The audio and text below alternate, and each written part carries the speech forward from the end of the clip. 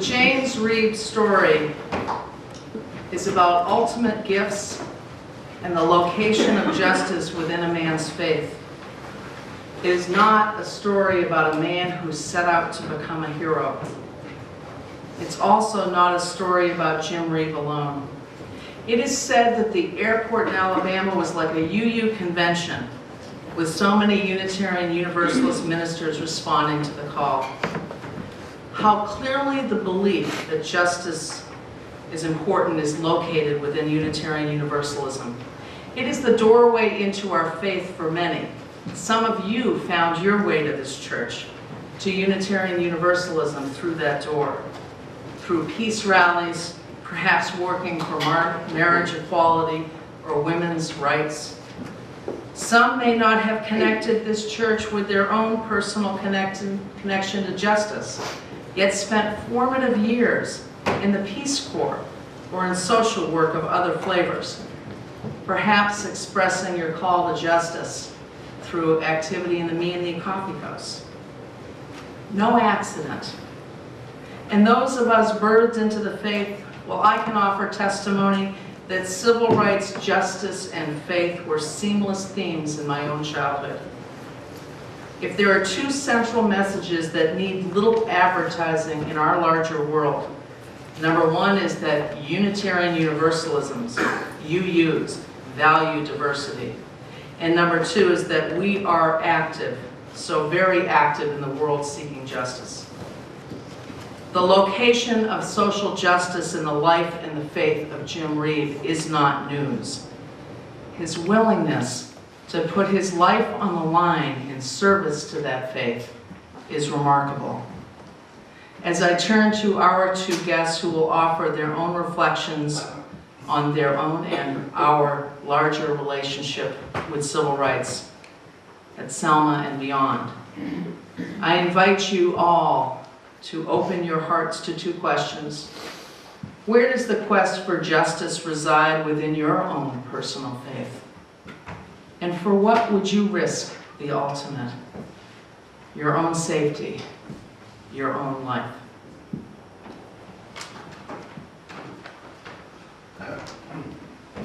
I'm Clark Olsen. I'm delighted to be here. I was with Jim Reeb that evening when we were attacked, and Orloff Miller as well. Orloff now lives in Germany, and I live in Asheville, North Carolina. I'm delighted to be here in part in Marblehead because my very first girlfriend was at 15 Evans Road. We met in Maine in summer cottages adjacent to each other. And Sue Wiley, I have long thought of. At any rate, Bloody Sunday had happened. 1965, March 7th, 1965. The marchers had gone across the Edmund Pettus Bridge in Selma on their way to Montgomery as a symbolic way of protesting the death of Jimmy Lee Jackson a month before in a nearby town to Selma.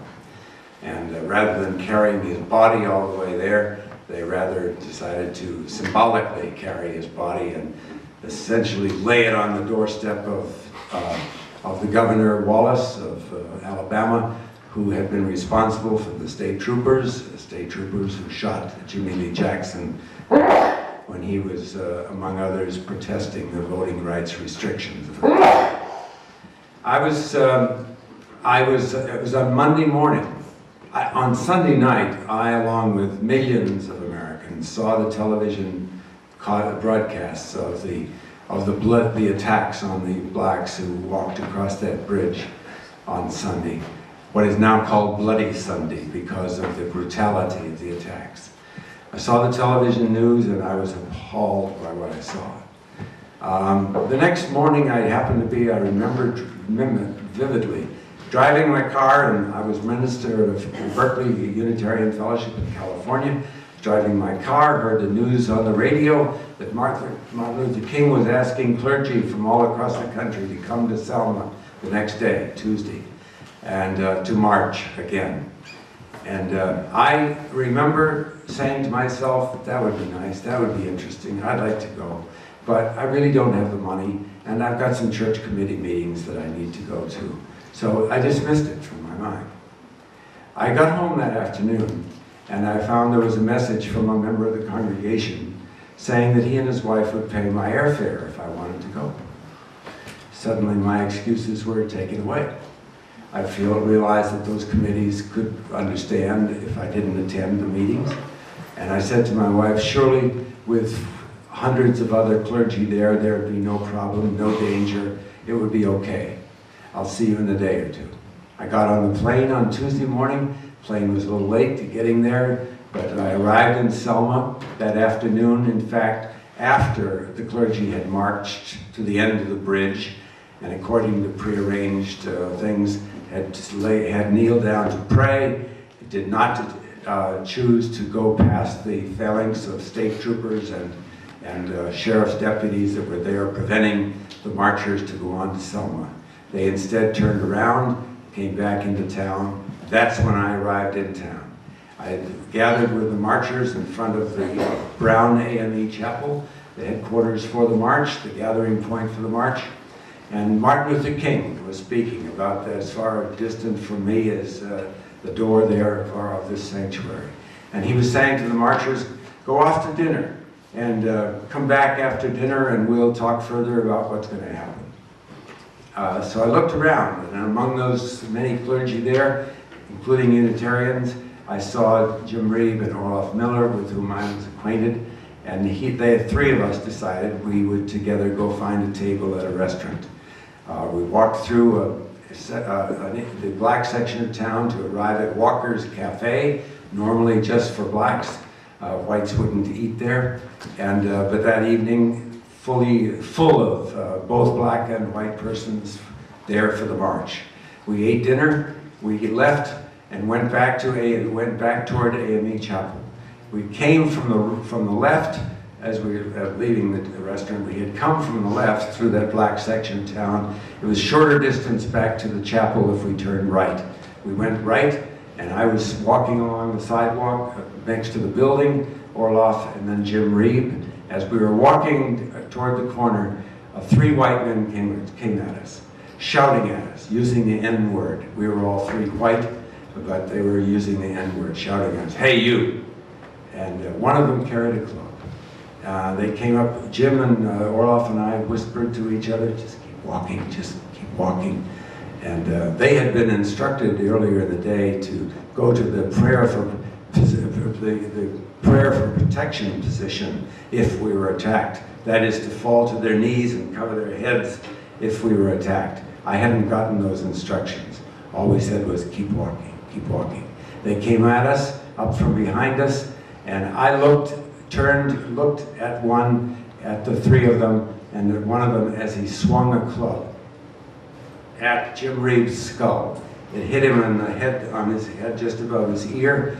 I remember the sound. I remember the sound of the club hitting his head. One of the attackers attacked Orloff, who had fallen to that prayer for protection position. I, without those instructions, ran. I ran to the corner. I was followed by a person, one of the attackers, who slugged me, kicked me, knocked my glasses off, but I was okay. They all went away. Three of them went away quickly. I went back to Orloff and to Jim. Orloff was okay, though bruised and sore, and then we went to Jim, who was lying on the ground, incoherent, not able to speak. We didn't know whether we were going to be attacked again. We didn't see anybody else along the street. We decided we'd better get Jim to safety. So Orloff and I managed to get Jim to his feet. There was no blood that was showing. It was, turned out, internal injuries, a smashed skull, as a matter of fact. But we got Jim around the corner, carrying him with his arms around our shoulders to the insurance agency, black insurance agency office. They were much involved in organizing the marches. And there we called for an ambulance, and we were taken by ambulance to the Stillwell Infirmary, where a black doctor Dr. Dinkins looked at us, looked at Jim, particularly, of course, who was very seriously injured. I was holding Jim's hand as he was lying there in great agony, and his hand squeezed my hand tighter and tighter.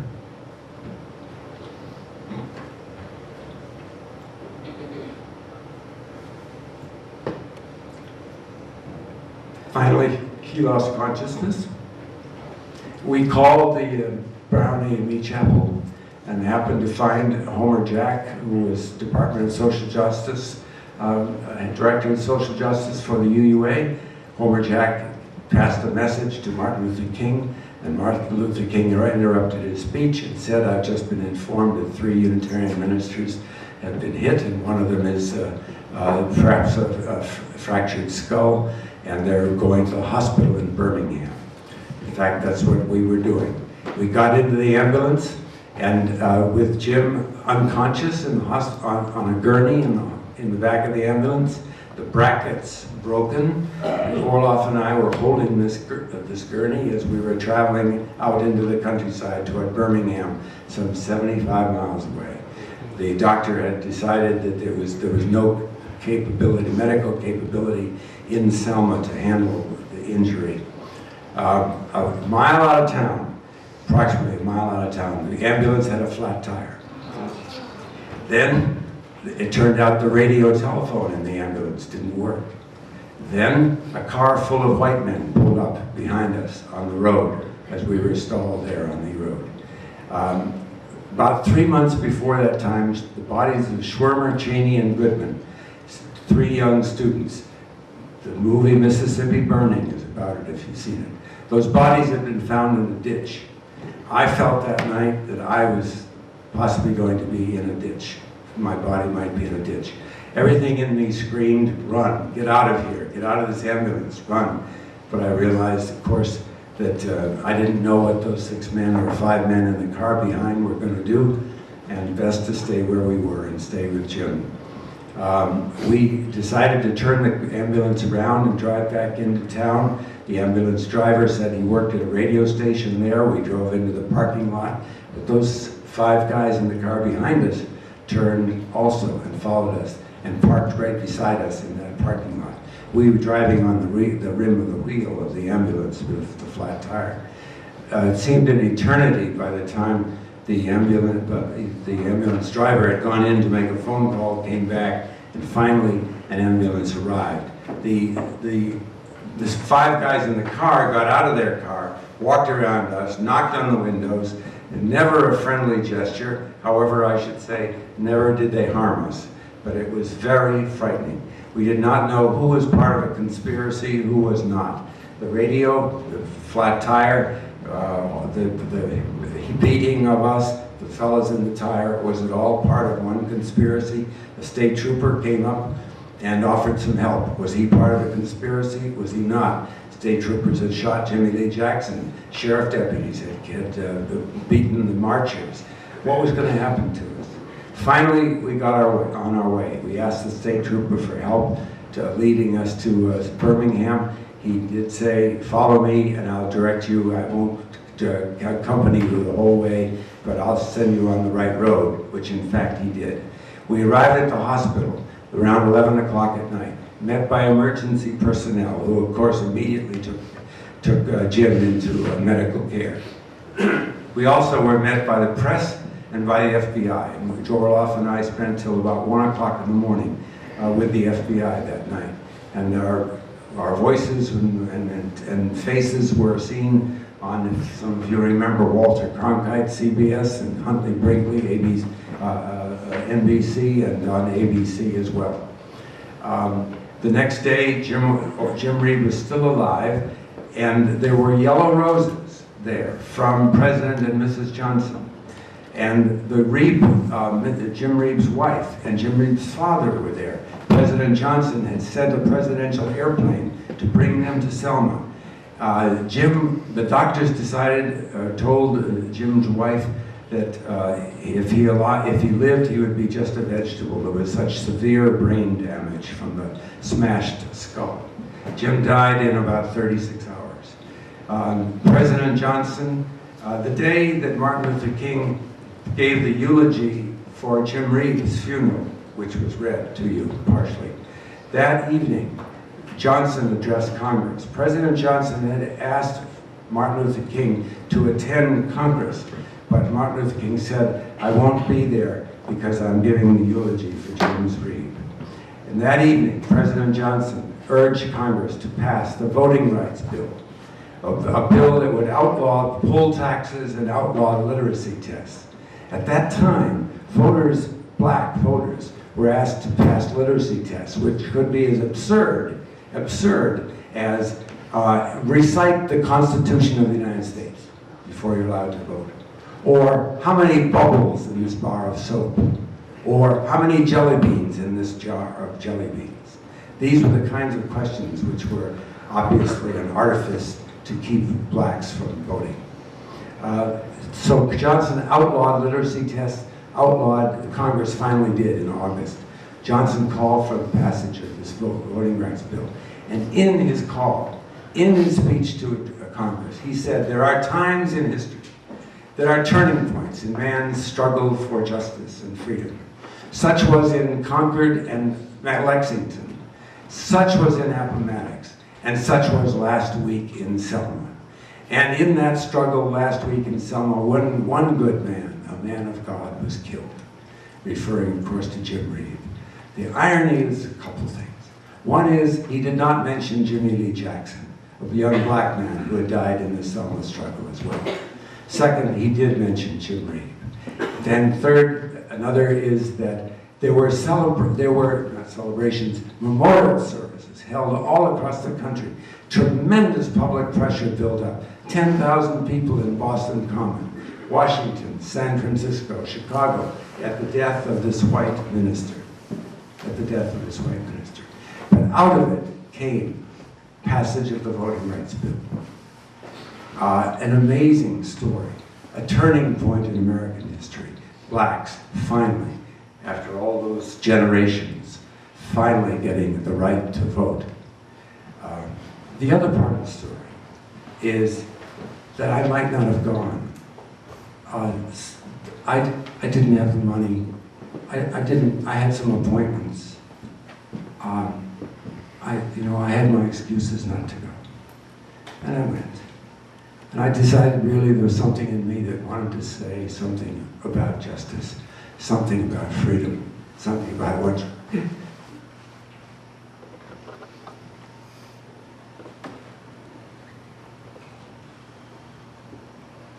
I just wanted to do something that was right. The amazing thing for me is that my doing that, and my being with Jim Reeb, and my being on this side of the sidewalk, turning this direction out of the restaurant, being on this side of the sidewalk, means that I'm alive today. But I was part of this event, which was a turning point in American history. You know, when there's something that you know needs to be done that's right, do it. You never know what might happen from that. Thank you.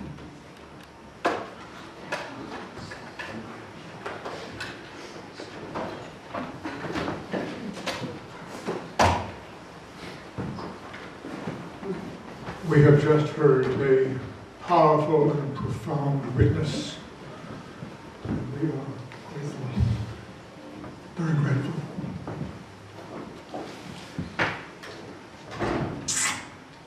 I did not march with King. Ever. I was not in Selma. 42 years ago, 1962, I went to South Africa to begin a ministry at the Unitarian Church in Cape Town. I didn't know much about South Africa at that time, but all I had read was Alan Paton's great novel, Cry the Beloved Country. I figured that was probably all I needed to know. And I figured, well, it was a bad racial situation, sort of like the racial situation that Dr. King was trying to overcome in this country. But I learned. I learned that the situation in South Africa did have some similarities to the civil rights situation in America during the 1960s. In America, black people, people of color, wanted their rights. In South Africa, black people and people of color wanted their country. They wanted their country. They wanted to control their country. They wanted to be part of their country. They did not want to carry passes anymore. They did not want to be subjected to something called Vaskap, a South African phrase for white supremacy, Vaskap. They wanted Amandla, power to the people, Kawetu, Amandla. And I wanted it for them. And so I began to work outside of the church in Cape Town to become involved in the struggle, in their struggle, which led me to be part of a band organization. They banned us as a communist front. And so after 5 years, when my effectiveness had been pretty severely compromised by my political involvement, by having to report to the police, I decided it was time to leave. And so I came back to this country in 1968, and what greeted me was an astonishing movement taking place within Unitarian Universalism. A group of black Unitarian Universalists had decided that they wanted power within Unitarian Universalism. Can you imagine the effrontery? I mean, we marched with King. We had sung, "We Shall Overcome." We had locked arms. And we were going to go forward, black and white together.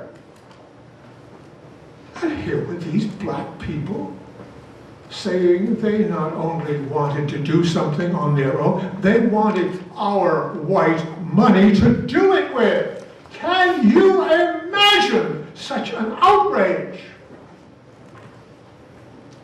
And they got it. And they got it. 1968, the General Assembly in Cleveland, Ohio, the overwhelmingly white gathering voted $1 million of white Unitarian Universalist money to go to the black empowerment conference. I was thrilled. I was thrilled. I had come home to my denomination to see what I had been working for 5 years in South Africa. I was thrilled. It didn't last. The controversy continued for 5, 7, 8 years. The wave of white resistance to it grew, mounted, and finally it dwindled into nothing.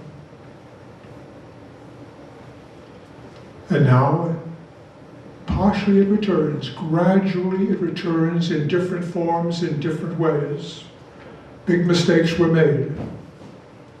But a spark was lit which continues to produce results in our association in different ways. What happens to racial injustice, what happens to racial domination, it doesn't go away. What it does is to migrate. It migrates into different groups who feel the pressure of domination and speak out against it. To the irritation, the profound irritation of the mass of white, powerful people. At this moment, this country is struggling with the issue of immigration. People who want power. People who want the right to control their own lives. And it goes further than that. There are all around us classes of people who are neglected, who are overlooked, who are ignored, who are scorned, who are shunned, and want to get out from under. This also is the case with the mentally disabled. If you read the Boston Globe this week, you saw about a center that uses aversive therapy to control people with mental disorders. As soon as you hear the word control, be very careful. Because control means domination. It always means domination, and it is always directed toward the least of those, the least of us. Keep them down, keep them controlled. So what I'd like to leave you with this morning is, remember Selma. Remember what happened to Jim Reeb. Remember the black empowerment controversy, because it's part of your history too. But look around you now and look at the groups who are being dominated, who are being controlled. The mentally retarded? Remember also that the mentally retarded, quote, called defective, they were the group that Hitler first went after. And just remember those terrible lines from Pastor Martin Niemöller. First they came for the mentally retarded, and I didn't protest because I wasn't mentally retarded. Then they came for the communists, and I wasn't a communist, so I didn't protest. And then they came for the trade unionists, but I wasn't a trade unionist, so I didn't protest. And then they came for me, and there was nobody left to protest. Our story continues, and where and how we locate ourselves within the fight for all people will be told. Remember the timeline. We are each on that or another. I am the child of the child of the child. And as Victor spoke of our own accountability as Unitarian Universalists, we too have a history.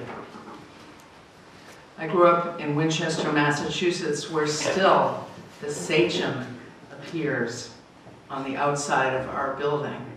What claim did I ever have when playing field hockey to consider myself a sachemette? There are many, many levels to these stories, and I have no illusions about my lone location. Just last year, I picked up a book called Sundown Towns by Jim Lowen, a Unitarian Universalist, and was stunned to learn how many towns in the North were named so. Sundown towns. African Americans were driven out of them well after the Civil War. It wasn't about white flight, it was about expulsion. At a time that they were involved in politics, living in the suburbs. In many cases, kept out with violence, explicit signage, don't let the sun set on your body. And even law. The book remains the hardest and longest read I've experienced in recent years, and I'm a voracious reader, but each chapter had me pondering my true past. And at General Assembly this past year, I learned that several of our churches in the North have been exploring their own stories, some even tracing church endowments back to slave trade. It's a church on the Cape where the names of the sea captains were up on the walls. Turns out several of them were slave traders. And talk today is coming forward in terms of what would it look like to reconcile and offer reparations for those monies that we reneged on in our own UU history. This story is far from over, if ever over.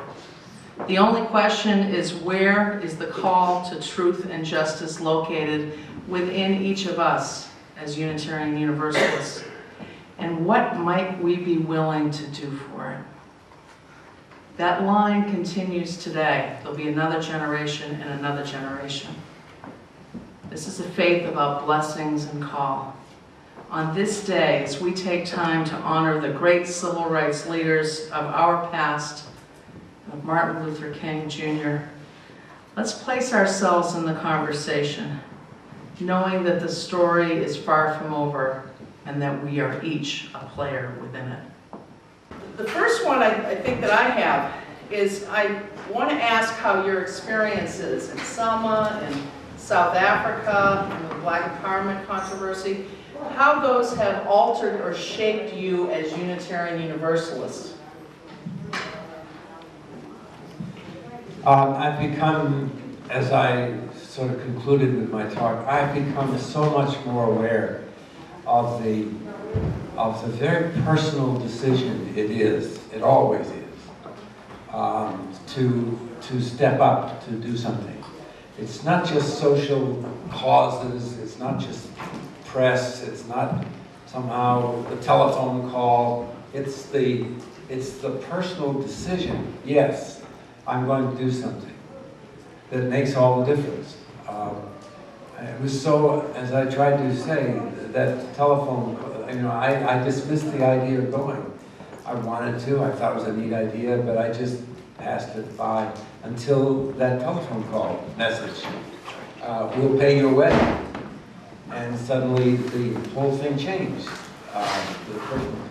So that depth of awareness about that, the necessity to personally do something and just to step up when the occasion comes. You can't do it every time, obviously, but the incredible, amazing story for me is that you don't know. And this has happened to me, I was there and the civil rights, voting rights bill was passed, but there's many times I've become aware since then of how stepping up or saying something to somebody, saying something for somebody, reaches them in a way that you don't even know at the time. It may come back to you, it may or may not, but it may come back to you years later. That thing you said to me, well, it made all the difference in the world for me. So that happens, it can happen all the time, whether it's in high school with your friends or whatever. So that's significant, yeah. Well, one thing I found is that you don't choose your causes as much as your causes choose you.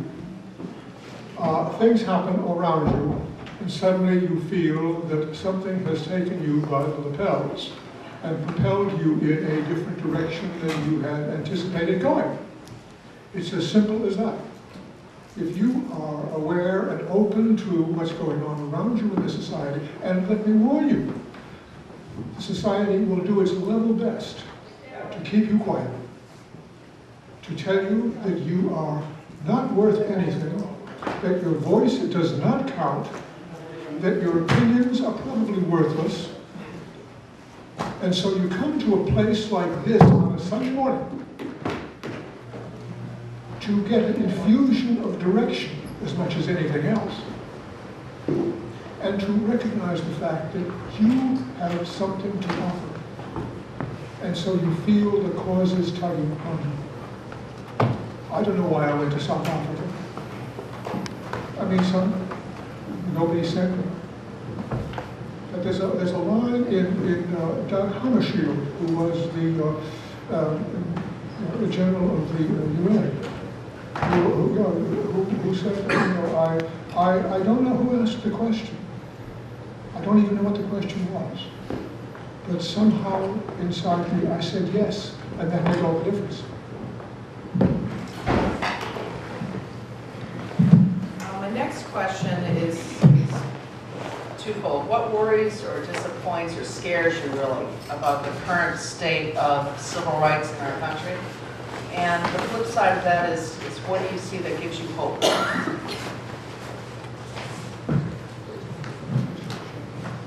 Boston Globe scares me.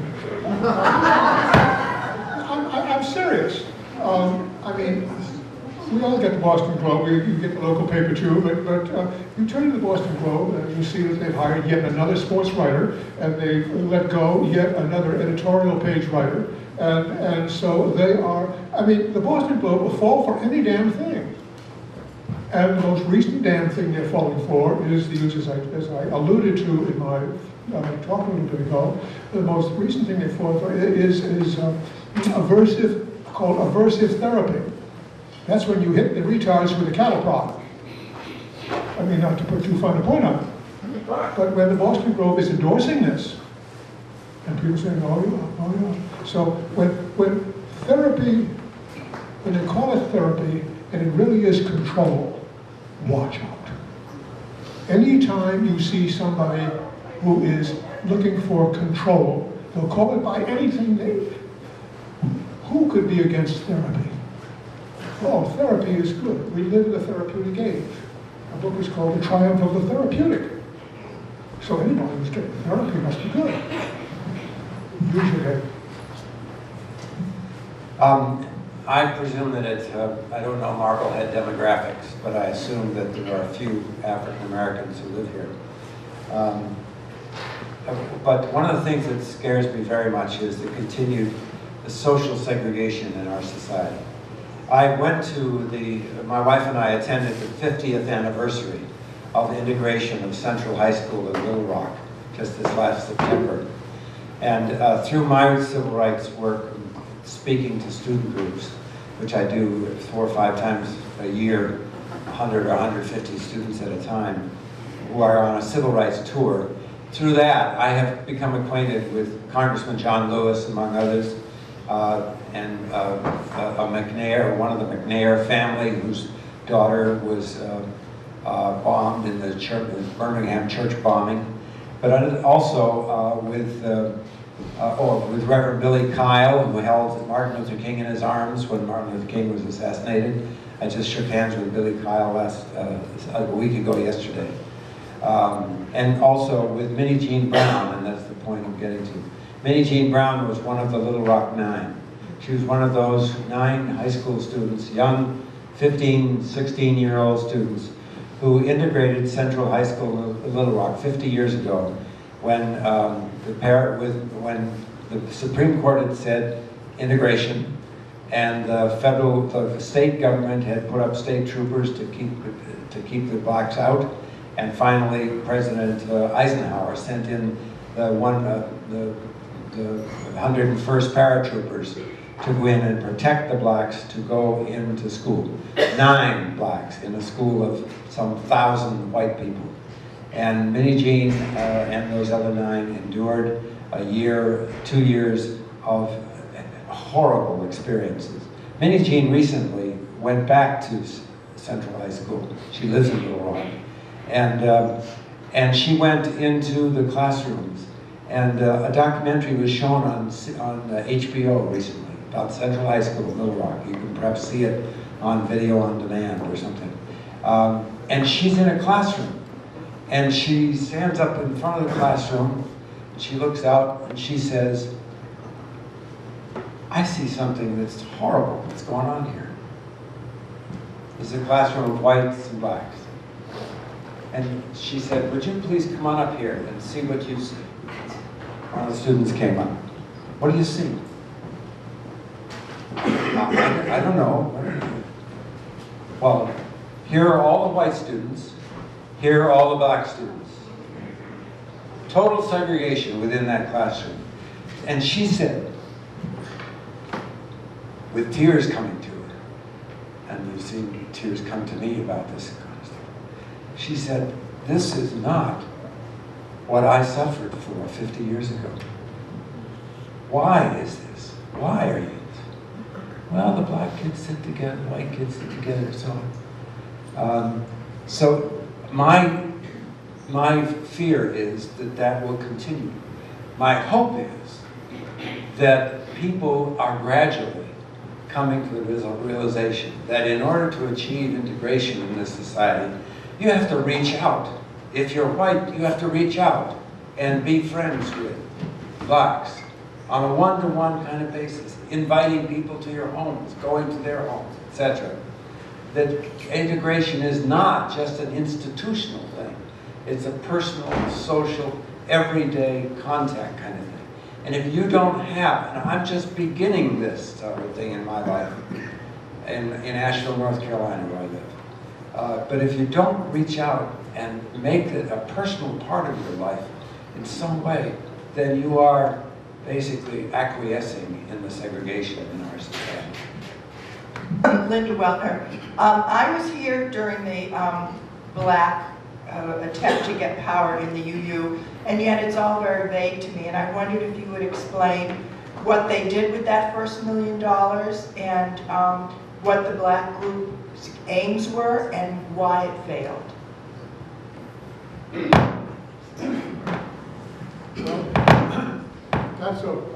I've written a book on this topic, I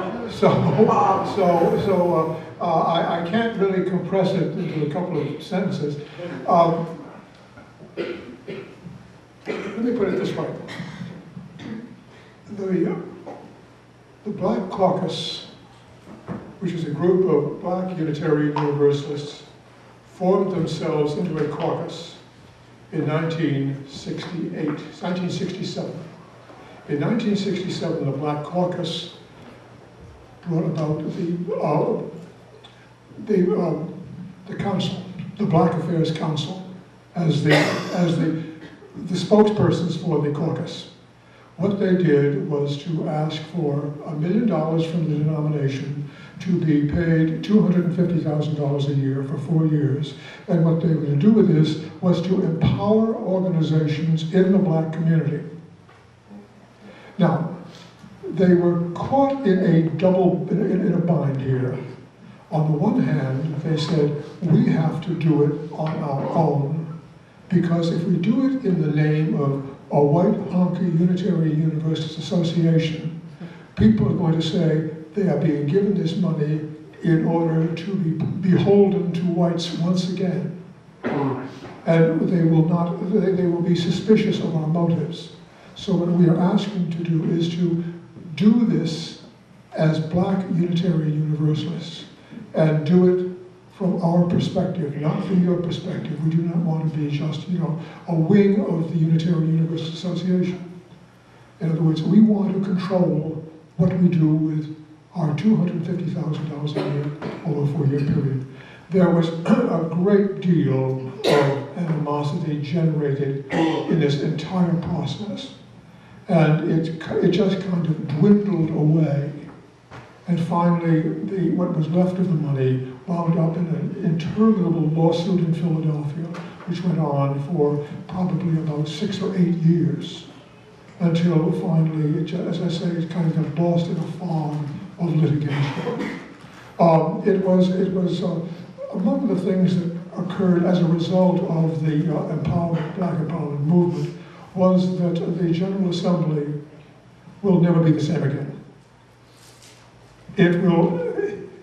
The empowerment movement began from the floor of the General Assembly, where the delegates from the various churches voted in favor of it. After that happened, the denomination closed that possibility. So now you don't see very much denominational business going on the floor of any General Assembly. There's a reason for that. They do not want, the General Assembly, the leadership of the denomination no longer permits this kind of grassroots, innovative action coming out of the floor. And so the General Assembly plenary sessions are much more remote these days than they used to be. And what's the name of your book? The long struggle of the empowerment controversy. And Victor, if I can add to this, a wonderful DVD that I have called The Wilderness Journey that includes interviews from many of the people during that time, and it's a very rich and painful story. And that's something that I bet we could talk to Bill about scheduling a Wednesday evening for, that we could make copies of Victor's book available for people to read beforehand. We'll present information on it and also show that video. And I can tell you that there's talk, as recently as last week, I was in conversation with Bill Sinkford, our UA president, asking the question about reparations and reconciliation. So it's not an issue that's been considered completely closed. It is complex. Fair to say? I should just add about the book. I wanted it to be published by Skinner House, which is the UU publishing house by the branch of Beacon, and it was turned down. It was too controversial for Skinner House. So it was published by the Beagle Long Press.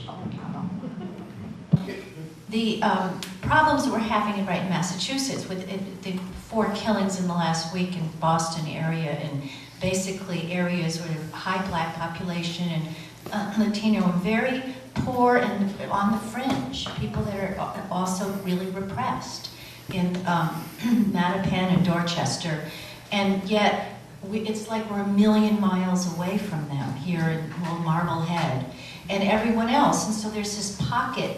I said everywhere, but in our own, this democratic state. So we have this pocket, and I personally think about it all the time, and haven't a clue how to somehow do something that matters. Well, I'm not familiar with the Boston area so much, living in North Carolina as I do, but it just seems to me that wherever there's a network, there are people to be in conversation with. And if you're puzzled about where to start with the conversation. Start with the conversation with Wendy. Start with the conversation with the local mayor. Start with the conversation with an African American from some other community. Start with a conversation, go on the subway and talk with somebody from a different race, and just sit down and say, on the way to Boston, may I talk with you for a while? I'd like to know something about, your concerns. Very personal level, you will find about life, what's going on in the community. There is much to be discovered. Conversation, choose anybody. Choose anybody. I was in charge of planning the UUA. I went to Washington. The Kiplinger magazine or the Kiplinger newsletter, Unitarian, as his mother gave gifts to us kids in the Toledo church. My father was from Irene Kiplinger. Well, I asked him, how do you put it? He said, everybody is willing to give you their opinions. You can always get that. So, what I'm saying is, go ask somebody their opinion. Just start anywhere, and you'll network, and you'll find. I'm Rose Schneider. I'm from the Chelmsford Unitarian Church, and I'm just assuming that your experience was a life-changing experience. And do you think that if you made this decision not to go, your life would be different from it is today? If I chose not to go, my life would be different. Yes, yes, it would be. Who knows how different? I assumed something else would have come up, but this came up, and that made a world of difference for me. It's like Robert Frost's poem, this, the 2 roads in the woods. I took that one, and it's made all the difference. All through your life, there are these choices, and you do this, and that makes a difference. That means you didn't do that. And I can point to many, many things in my life where I wouldn't be the same. It happens to be a big one for me. As you can see, as you witnessed, it still remains, 43 years later, it remains a very significant moment in my life, which has deeply changed me. Thank you. My name's Mary Gaynor, and I really appreciate the fact that you're here to talk to us with this. When you were after the incident and you had to go to Montgomery, sorry, did you then go back later, or was that it for you? It wasn't it. I had to go back twice for the jury trial. You can imagine Sheriff Clark's deputies having brutally beaten the people at the end of the bridge on Bloody Sunday. I go back, 3 men were arrested the week that we were there. They caught the men. Then there was normal legal procedures. Then there's a grand jury hearing to test whether there's enough evidence to bring them to trial. Then there is a trial, assuming there is evidence. So I went back to Selma. I went back to the Montgomery airport. I was met at the Montgomery airport by Sheriff Clark's deputies who were there to accompany me to Selma, Orloff and me. You can imagine my thoughts about that. These people are protecting me. And then Orloff and I were put into a motel room that was on the first floor, and the window on the back of the room led out to opened out to an alley, and it turned out we couldn't lock that window, couldn't close that window. And we're about to go to the courthouse the next day, night. I remember we said to each other, "What do we do?" And we basically said, "There's nothing we can do." We just assumed. So then we had to go back for the trial, the murder trial. And then I had to stand up, and I was left, Orloff and I were both left outside the courtroom as appropriate until we're called to be witnesses. And we were left we could just walk around the courthouse.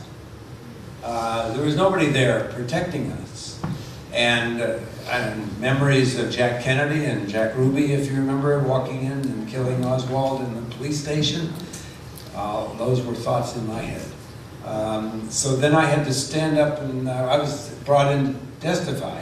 And the judge, or the attorney, said, "Do you recognize anybody in this room who did this?" And I had to point. He did it. And I pointed with considerable consternation on my part. A, what's going to happen to me if I, outside this courthouse afterwards? And B, also the feeling, am I really pointing to the right person? Am I, is that really the one who did it? So there was this feeling of, what if I'm wrong? And what if they're found guilty? Well, it turns out I didn't have to worry about that part. They were not found guilty. An all-white, all-male jury. Who could be on the jury, right? Do you know how are you chosen to get on a jury? Do you know? Do you? Huh? If you're a registered voter. So how many blacks were registered voters? Virtually none. So it was an all-white and all-male jury. I think the Voting Rights Amendment had been passed years ago for women, but there were no women on this jury. Anyway, they were found innocent. 2 of the 3 have died. The 3rd one is still alive, sells used cars in Selma.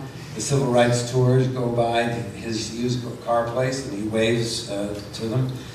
There was recently an effort to bring them to trial again, based on evidence that was available. And a local law firm was asked to develop a case against them for violating the civil rights. You couldn't be brought up for murder again, double jeopardy, you can't do that. But they could be brought up on a federal crime of violating civil rights. And this law firm was asked to develop a case against them. And I met with a lawyer from that law firm 3 years ago. We met in the Voting Rights Museum in Selma. And she said to me, an African-American woman, said to me that she had already received some death threats. This is 40 years later. She had received some death threats about probing, too much probing around this issue. So, case unresolved. I just wanted to make a point. When you were talking, I was thinking, too bad you didn't have a gun. You could have shot that guy. And then I realized if you had shot him, the story would have been a murder and a killing, and it would have vanished. This is the power of nonviolence, which is that it outraged the world. And so that's a good example of why that person, Reeb, sacrificed his life, but it had meaning because he would have been dead even if you shot the guy. I've had the privilege of having Jim Reeb's granddaughter with me in Selma telling the story to high school students. And Jim Reeb's daughter as well, 2 daughters, not the son. The older child was really hurt by this experience. I mean, to the point that he can't bring himself to go back to Selma, but the rest of the family has been. And Marie Reeb, Jim's daughter, Jim's widow, has remarried, and she's wanted to kind of put that all behind her. But I have had the privilege of being with the Reeb family, other than those I mentioned, on the 40th anniversary. A memorial was put up on the street, at the very spot where we were hit, where we were attacked. And that night, and we were there for that celebration of that placing of that monument, and hundreds of people there, television cameras and so on. And then that evening, my family and the Reeb family had dinner together that night in the hotel there. We had our own dining room, and you can imagine, this was the first time that they had heard the story directly. And when I said I held Jim's hand, and he went unconscious, and that was the last contact, it was very, very moving, as you can imagine, for all of us to be together for those few moments. Is Jen Green, and when you were talking about your work and your struggles at that point, it sort of brought me back to my life at that point. And what I'm thinking is how hard it was at the time to know whether something was the right choice to do, whether it was the best thing to do, or whether and you should wait until there's something better to do, or whether you could do something that was good enough, whether you could rely on somebody else doing another thing. And we always seem to be debating that so hard. Is this the right way to go? And I really related to the end of your talk, where it seemed like you were saying just make sure you take the next step. Take a step, talk to people. In Asheville, we happen to have a program called Building Bridges, which is a program of conversation. 9 weeks, 2 hours in the evening for 2 hours, one night a week. 9 weeks, blacks and whites who haven't met before come together, and there's an hour presentation and then an hour and a half of conversation in a small group. And you get to know some African Americans. In this case, it's just about African Americans and whites. But it doesn't need to be confined to that, but that's the way it is. And there have been 35 such programs over the last few years in Asheville. And finally, my wife and I participated in one this last year.